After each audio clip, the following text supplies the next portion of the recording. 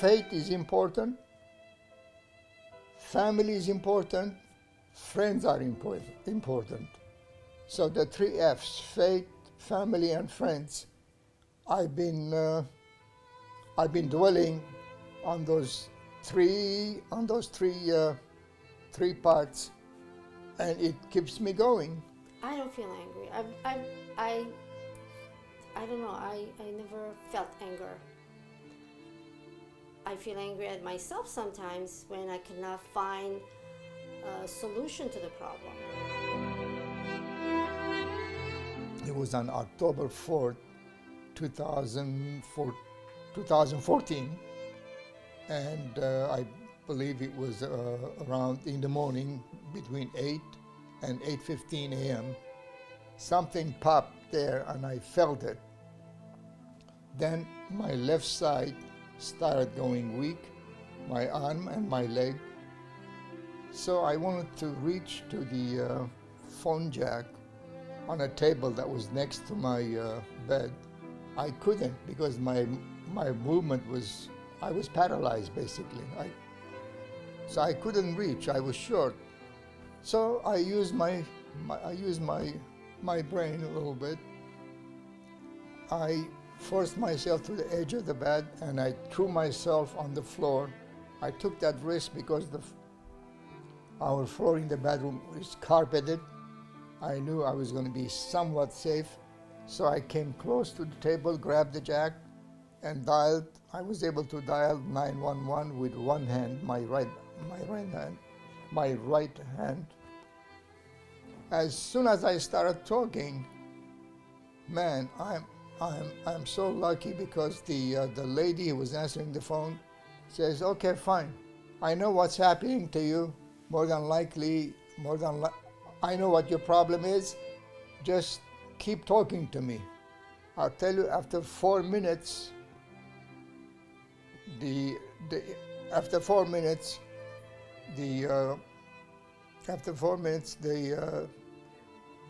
paramedics arrived. So that was fortunate. So Sona opened the door, they came in, they checked the situation very quickly and they said, "Okay, you had a stroke. Now we're going to take you to the nearest hospital." All of a sudden I see somebody else, a third person coming in from paramedic.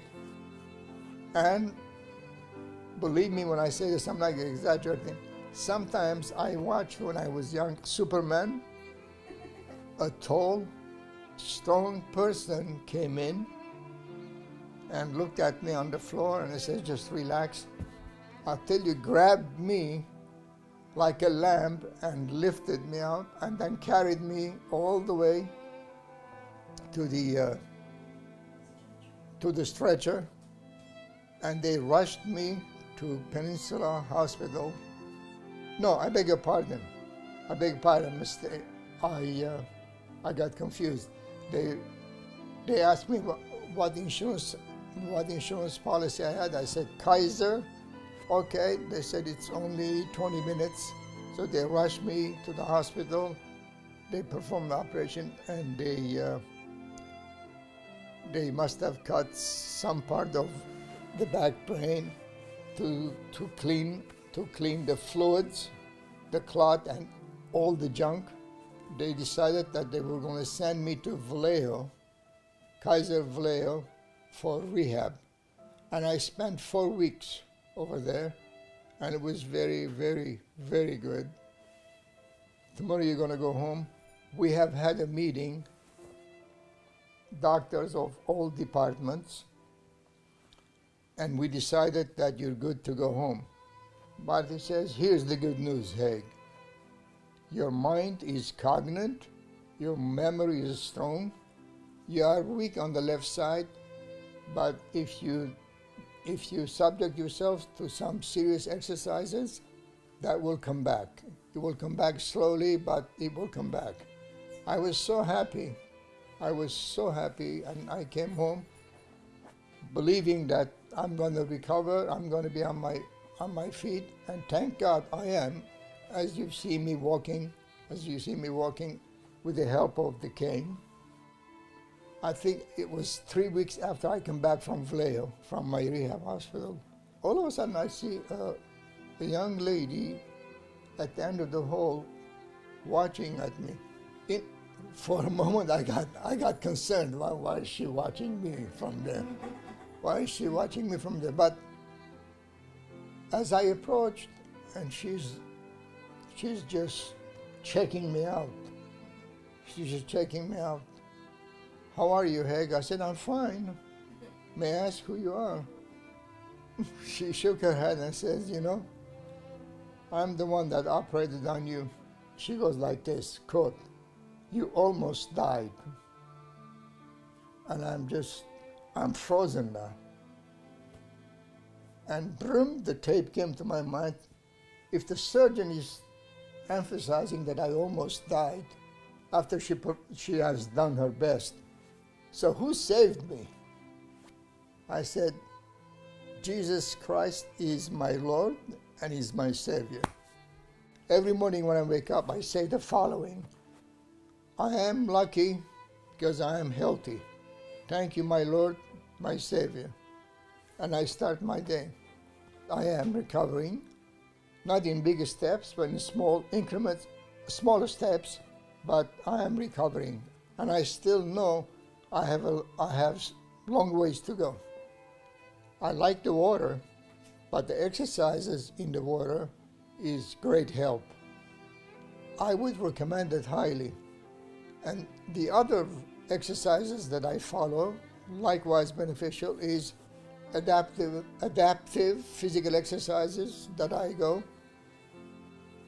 It's a group exercise for 45 minutes in the beginning, and then after 45 minutes I relax. I have a cup of water, and then I jump on a treadmill or bicycle or walking. Once I warm up and get my vitality in shape, there's a long hallway in that hall.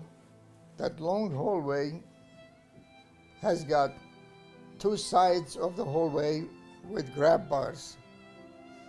So they made me walk, and of course it's carpeted on the floor also. They made me walk by sliding my palm on it, go all the way down and turn around, come back the other way around.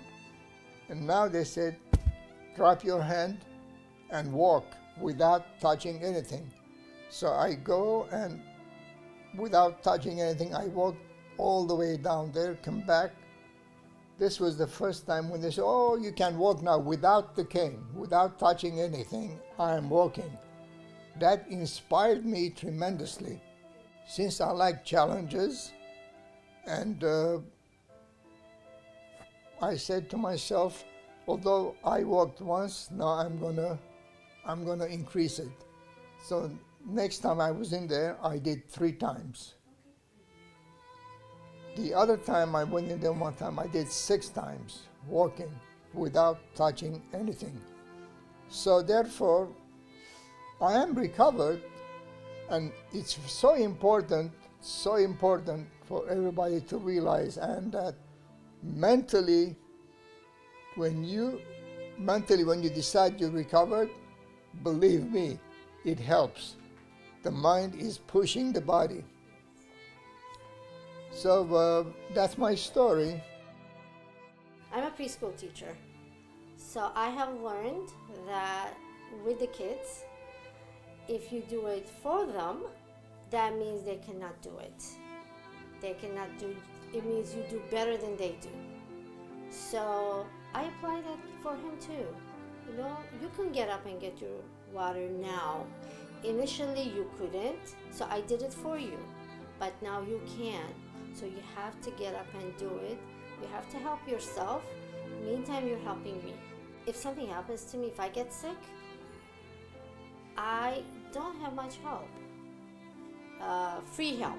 Paid help? Yes. I can pay arm and a leg to get somebody to come and help him, and he will not feel comfortable with other people helping him at all. I'm at a stage where I tell him, you know what? It's 2 o'clock. I need my rest. You have to give me half hour, 45 minutes to lie down and just unwind.